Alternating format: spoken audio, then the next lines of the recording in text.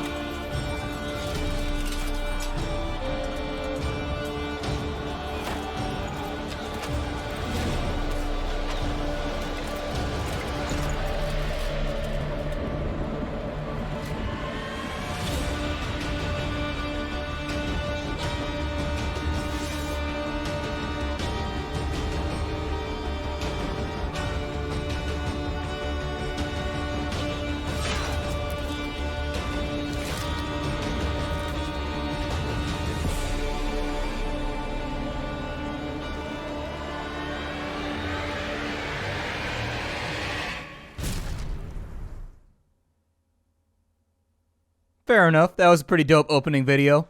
I dug it. We were just starting our harvest when the Ismers struck, out of nowhere, catching us off guard. Horns of war sounded throughout Edring, and smoke-filled city streets ran red with the blood of its citizens. The savage warriors from Kargald had invaded our home. The town guard fought bravely, but the Ismers were too many. Before long, the raiders were in the main square, and the city center stood in flames. All we could do was send a messenger out to summon aid while the outnumbered guards focused on protecting. Citizens? In an act of selfless sacrifice, the guards gave their lives to aid the citizens. The survivors soon found shelter within the cold castle walls, safe from the slaughter for the moment. Those who could joined the castle crew to prepare the defense. The bloodshed continued unabated. Street by street and square by square, the Ismers overran the city, murdering anybody who didn't escape in time. When they prepared their war engines, smashing the gate connecting the town and the castle, we thought things couldn't get worse, but then...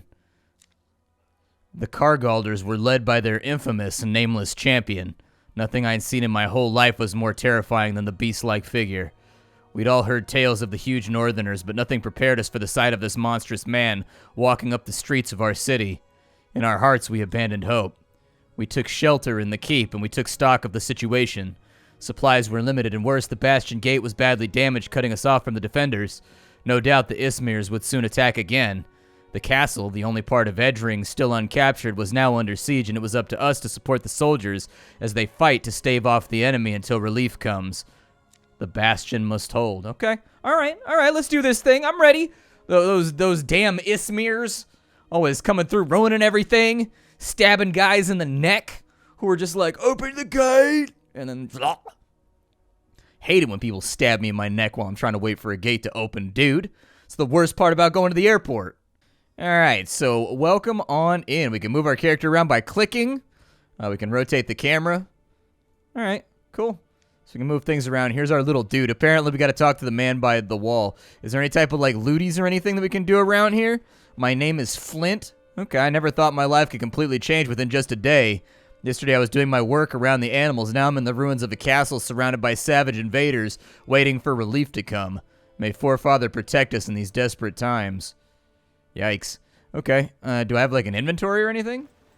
I do. So I have a bow and I have one arrow. Okay, so we got to make that shot count for when it comes through. We got to make sure that, you know, you recognize the man before you. He's Bertram, a local carpenter. You're relieved to see that he survived. It's clear, however, that the events of the last day have scarred him in some terrible way.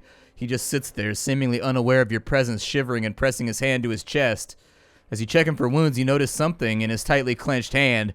It's a small, scorched doll. You realize that this man has lost his family. Yeah, that's not good. There's nothing you can do for this kind of pain. Still, maybe a warm meal will snap him out of his state of shock. The kitchen was destroyed by Ismir trebuchets. It is the superior siege engine, after all. You'll have to build a fireplace first. With all this debris around, you'll surely have no difficulty finding firewood and other useful materials. All right, let's go for it, man.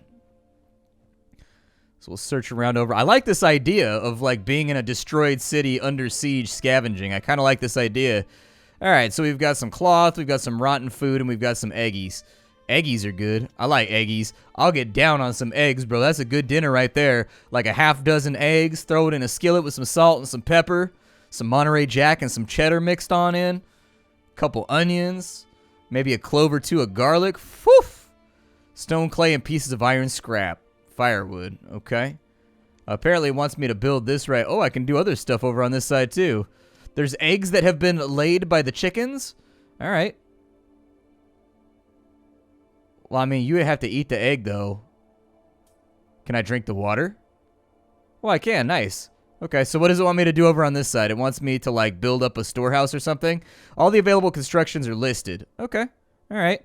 So we wanted to make a fireplace.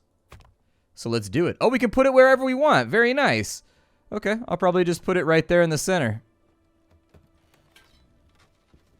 Oh, wow. I kind of like this. This is kind of a unique idea for a survival game.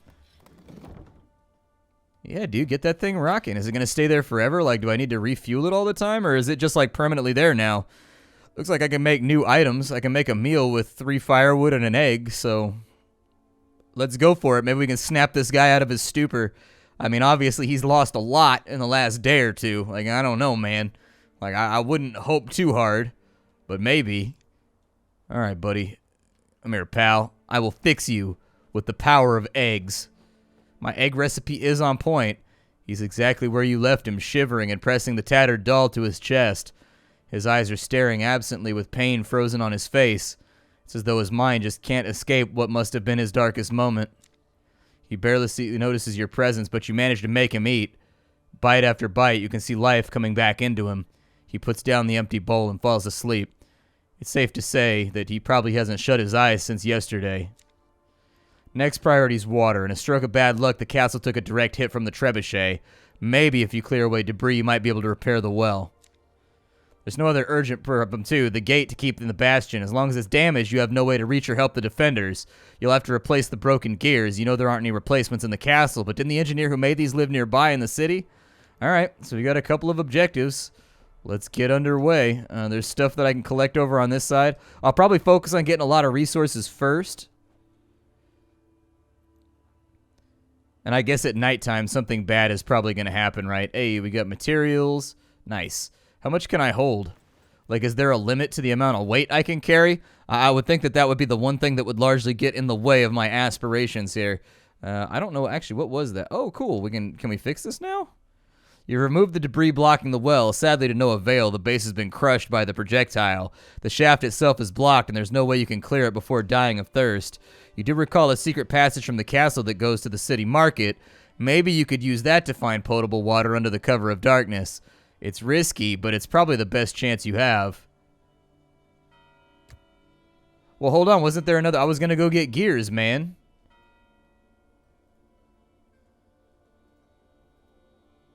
Oh, okay. So it's kind of like This War of Mine, where you got to like choose a location that you want to scavenge in. I'm slightly tired and I'm sad. That sucks. Now we take out equipped items with us. Yeah, I'll probably take a bow with me, maybe. I'm only got 1 arrow. So, like, I worry that that's not going to be a whole lot to deter any type of threat that's going to come after me, but... Alright, so you've gone into the despoiled city. You can move faster by double-clicking, but we warned running is louder, and the city is under occupation. So we've got a little bit of a stealth mechanic going, too. Okay. And, like, while we're here, it looks like actually my camera is locked now. I can't pan around the same way that I do. Can I get through that gate right there? Is that gate, like, openable? I think we're going to have to go around. All right, we'll take it slow. Just kind of keep an eye on things.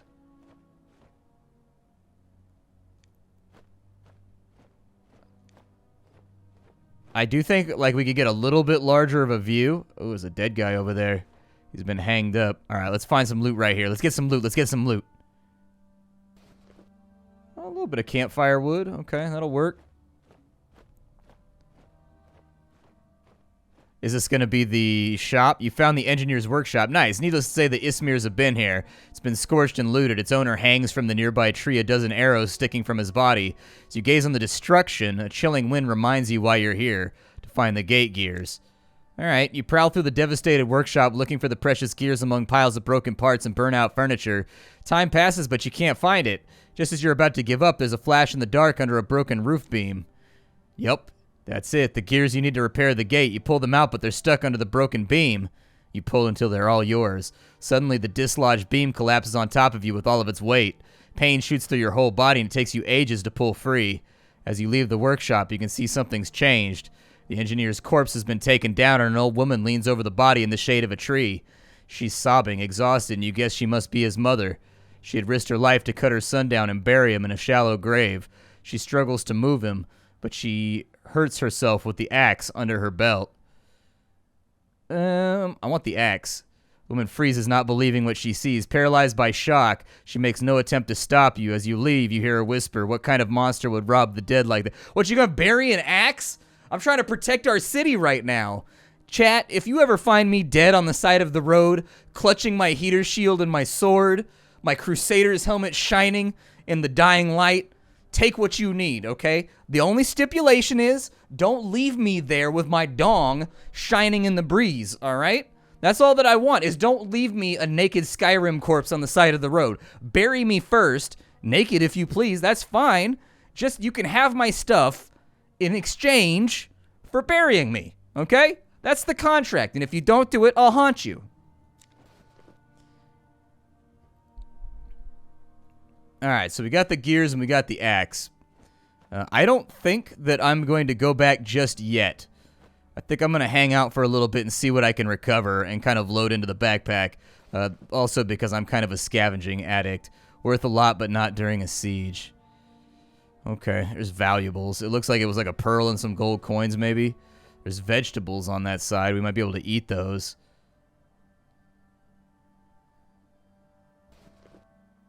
We got some more materials. Definitely take those.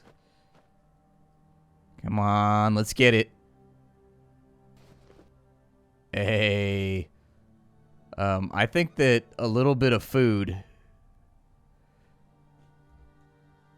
Yeah, drop the valuables. They're not helpful anymore in the world that we live in. Like, valuables aren't going to do anything for us. The game's absolutely right. Like, gold coins aren't going to fix the situation that we have going.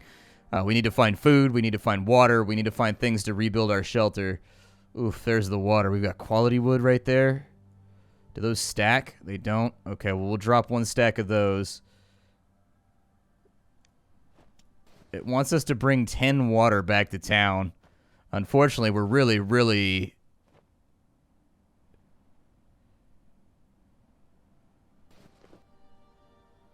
Fodder. Okay.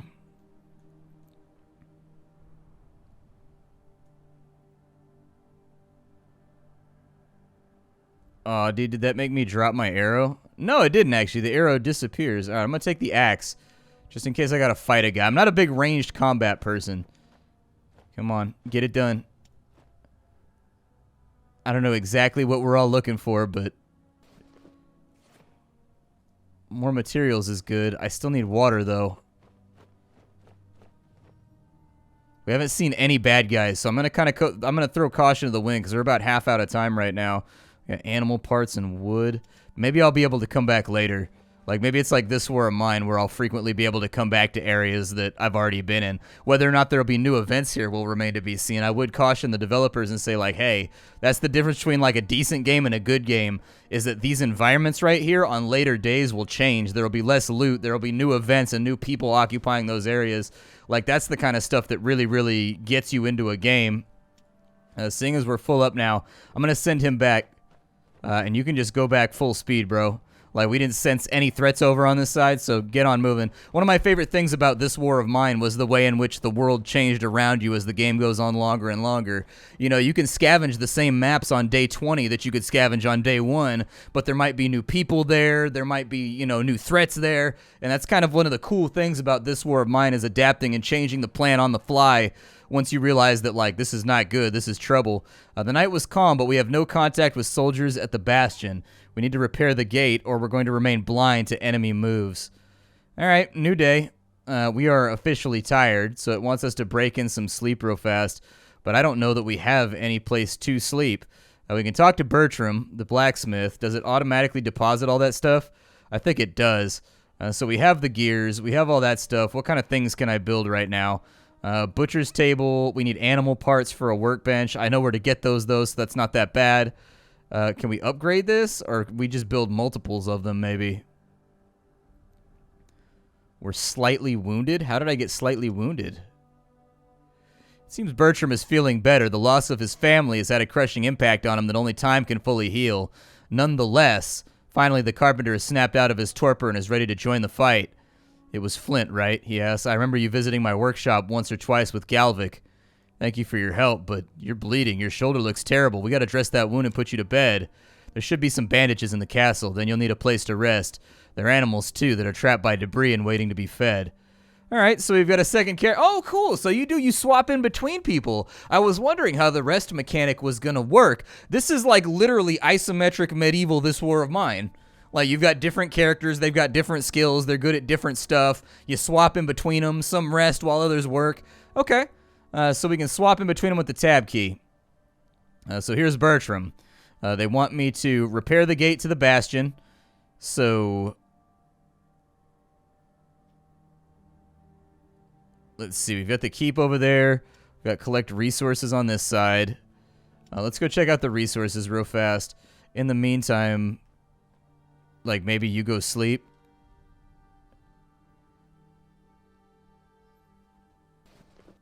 We've got a bunch of stuff inside of there. Good lord. Okay, so that was a haul. That was an absolute haul. On this side, we might have a little bit more. Yeah, there's our animal parts for a workbench, too. Very nice. Keep on adding that to the pile. What part of the animal it is? I don't know. It's probably like a sheep's foot or something. Let's see. We've got a torch. We've got herbal medicine.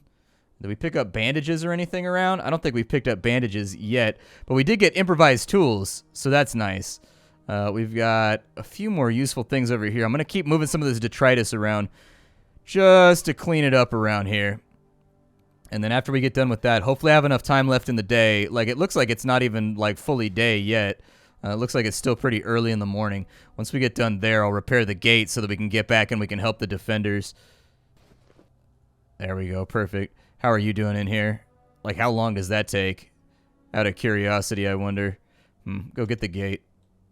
Yep, fix that thing up. I'm actually really, really interested in this now. Like, I knew it was a survival game, but I wasn't super sure to what extent a survival game it was going to be. The idea of a medieval This War of Mine really, really, really kind of tickles my jimmies. And that's the impression that I'm currently getting from this game.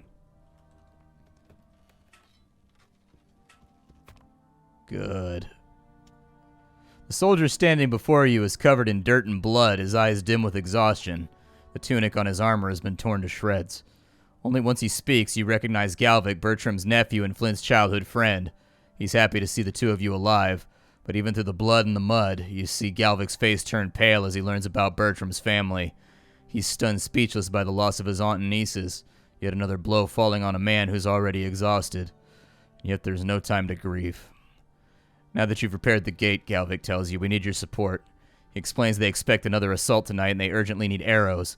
You promise to do what you can. However, to supply arrows, you're going to need workable iron, and for that, you need to build a furnace. Hurry. Our lives depend on you. He returns to the bastion. Okay. One thing after another, I guess. Just one thing after another. So with the Bastion, you can see the reports about upcoming enemy assaults, and sometimes you'll need to scout behind enemy lines to obtain this information. It's important to keep the Bastion's strength as high as possible in order to minimize defender losses and wall damage. Here you can check how the defense is going. You can see how the defenders remain, their equipment, food and water supplies, and the state of the walls. Your ultimate task is to keep the Bastion well prepared for incoming attacks. And then this screen, we can pass supplies to the Bastion. They will be packed and transferred by the active character once you've confirmed the choice. Also, here, you'll see the broken equipment, which you'll have to take and repair. Make sure to check the defender's needs every single day and supply them accordingly. I really like this idea. This is a super, super solid idea. Like, basically, this war of mine mixed with a little bit of, like, stronghold and resource management. Like, this is a really good idea. Whoever thought of this is a solid idea for a game. This is kind of like a hyped-ass idea, and I'm excited to play around with it.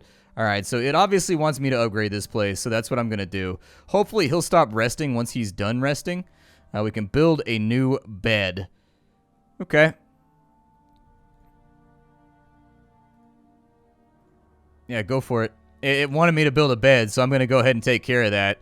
And then we need 20 materials, and we need straw in order to build a furnace, but I don't know if we have that just yet. We may have to go out on another couple, like, scavenging trips, otherwise it's not going to be, like, readily available.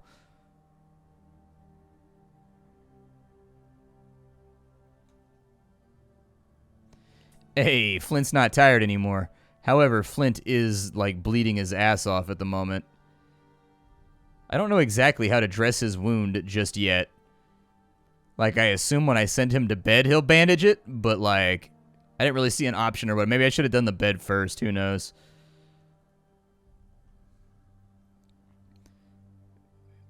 Alright, so the bed is done. It would be cool if this building cut away when you went inside of it with a character.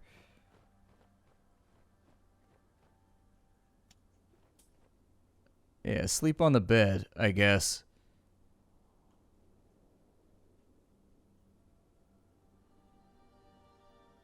It looks like it's improving. Yeah, it looks like it's getting better. So, I mean, as long as it's got a little plus sign next to it, I'm okay with that. If we have time, I'd like to run over here and kind of take a look and see what we need to do with the furnace. We have a butcher's table, we have a workbench, we have a repair workshop. We're going to need a lot more straw and materials, though, before we're going to be able to get that done. Let's use some of the materials we already have.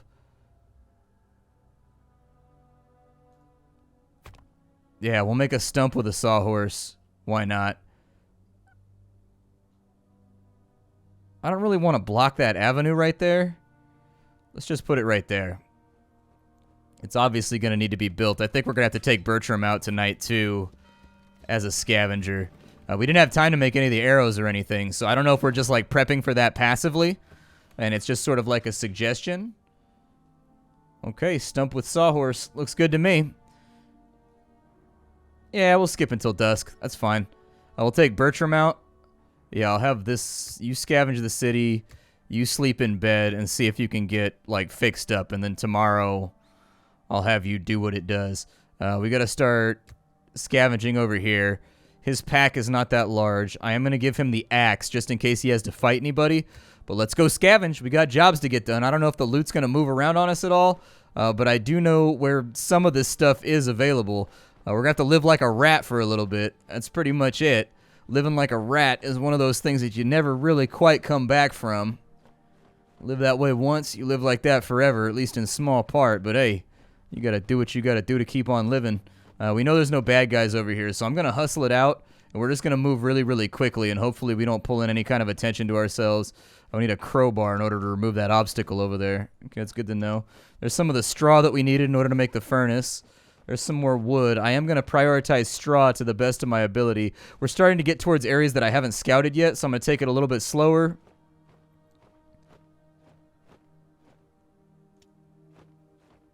This might be the last of... Ooh, that looks like a pile of straw right there. That looks like a pile of straw to me. That might be the stuff that we need. We need a torch in order to burn corpses right there, which apparently will clear out the way so that I can get up there to get to that other loot. I did find a torch inside one of those. Hey, more straw. Yeah, buddy. I don't know why that one was flashing over there. That one was flashing, though. I'll take a little bit of extra wood for sure. We're just not going to be able to scavenge all of this, like, in one sitting. I think we have plenty of water. I'm not going to worry about water for right now. I think we have like 12 or 13 water, so we should be all right. That's obviously going to give me like a disease or something if I touch that. Damn, this is a big scavenging area, dude. We've got like lots of stuff to play with. More materials. We do need more materials. Maybe I'll put the fodder back over there, and maybe I'll put that right there. Materials are always useful, so... Come on, come on, come on, come on, come on. A crowbar. We can use that to clear out one of the areas. Also a smart play. Side of there, we got more water. Water is useful. We don't need it right now. I think we're pretty solid on water. Our drinkables are looking good, in my opinion. I mean, what is that? A piece of carcass? Oh, you've got to process it on a butcher's table. Okay. Good to know. Let's go over here and clear one of these debris piles, shall we? We got a debris pile over here. Do I equip that? Oh, I do. I put it in my hand. Okay, go for it. We still got plenty of time in the evening, and that'll free up an inventory space anyways. I'm running into that same problem that I have in this war of mine, man. I just don't have the inventory space. My crowbar broke, so that's perfectly fine. That'll buy us another inventory slot, so at least we can bring something back with us. The question becomes, like, what do we bring back? Like, what is the most useful thing that we can haul back with us? Since there's no enemies around, I'm sort of leaning towards water, but, like, I'm not totally sold on it.